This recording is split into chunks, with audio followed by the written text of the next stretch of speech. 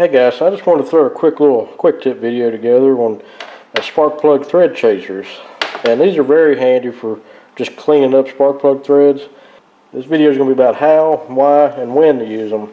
To answer the question why, a lot of times if your threads are starting to get chewed up or for some reason they're get a little dent on one of the threads or something, it's going to make it harder for the spark plug to thread in. And if you think you're getting it tight when it's actually just like cross threading or binding up, then you're not going to get a good seal on the spark plug. So it's always good to run a thread chaser in there just to clean up the threads.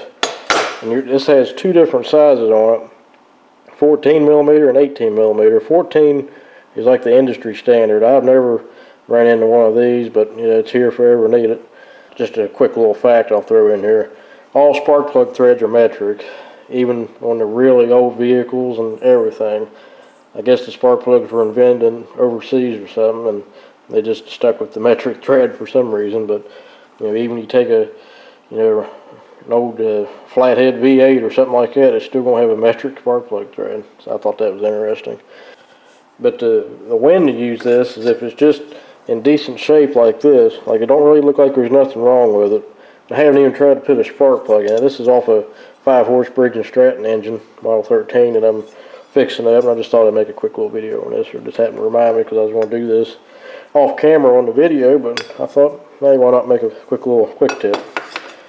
So when to use this is when it's not too bad and just needs a very light cleanup, or suppose you had to cut off a bolt or something and something hit this and gnawed up a little piece of it. In that case, you know, you could run it in from the back side just to clean up the threads a little bit. In an extreme case, you might want to use an actual tap. That's what these are. So there's 14 millimeters, the three different types of taps. M14 and 125 is the standard thread size. That's just nice to have on hand too for an extreme case. Now you're probably asking, can I do this with this on my engine? I suppose you're changing spark plugs, you just want to clean up the thread because one of them was stiff or something. Quick answer, yeah. Long answer, no. Anytime you can avoid getting any pieces of metal or debris inside the cylinder, by all means, avoid it. But if you have to do it with it on the engine, just be sure to blow it out the best you could with a blowgun, then crank the engine over before you put the spark plugs in. That'll help blow out any pieces of metal or anything. And still taking a chance that it could get a little tiny piece could get caught between the piston or a ring on the cylinder and cause a scratch or something.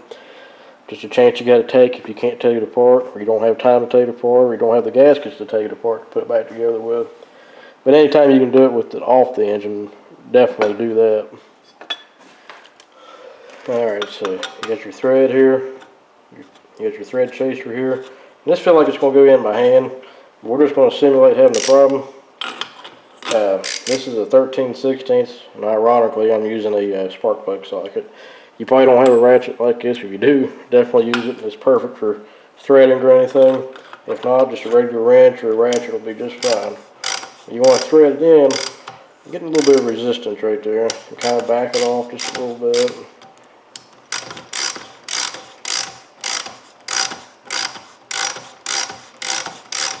You thread it in just about all the way. You don't have to necessarily max it out. We did in this case, just for video. Back it all the way out. You'll probably see just a couple little pieces of metal. And if you can't get this to start, then you're probably just going to have to rethread it. In an extreme case, use a thread repair like a helicoil or something. I have another video on how to do that. If you need to watch that, I'll put a link in the description or on the video here. But yeah, that's pretty much all there is to it. I don't even see where it really did anything on this particular one, but I just kind of wanted to do it because this engine has been sitting for a long time. So, well guys, if you got any questions, comments, or suggestions for similar videos, feel free to leave a comment below and I'll get back to you as soon as I can. So thanks for watching, guys.